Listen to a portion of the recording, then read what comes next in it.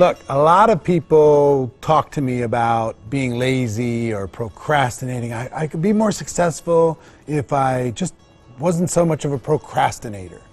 I'm just lazy. I'm just unmotivated. And really, I don't believe in procrastination or laziness or unmotivation generally, because it's really just fear. Really. If you weren't afraid, you'd take action. If you knew you were going to move forward and have some progress, you wouldn't consider yourself lazy. It's not really even a motivation problem. It's just examining the fact that you're allowing fear. Two things are happening to you. One is the words that you say when you talk to yourself. I'm lazy. I'm a procrastinator. I'm unmotivated. Become real. It turns you into what you say. So be very careful with the language. You just, I'm just being self-deprecating. I've dealt with this for years. Being too self-deprecating sometimes can burn a groove in your own brain and create the reality that you don't want to create.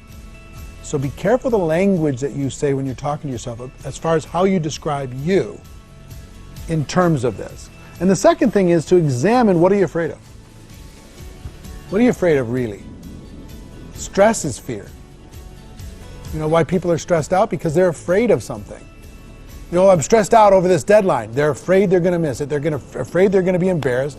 They're afraid they're going to have some bad consequence, and that's creating the stress.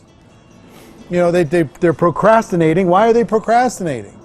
Because they're afraid of something that's happening or that potentially could happen in front of them, that maybe it's hard, maybe it's difficult, maybe it's this, maybe I'll just go do that and I'll just go get distracted over here.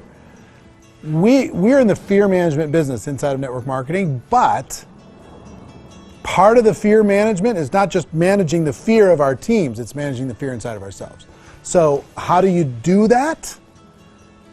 Awareness is the first step. What is causing you to stop taking action? And what can you do to break through from that? What programming has been created in your brain that causes you to think that this is something you cannot or should not do? Right? So anything that you've ever really wanted, you did. Everything you ever really wanted to do, you did. Everything you ever really wanted to buy, really? I mean, within reason, you did. You know, you see that phone, I gotta have that phone, I gotta have that phone. You find a way.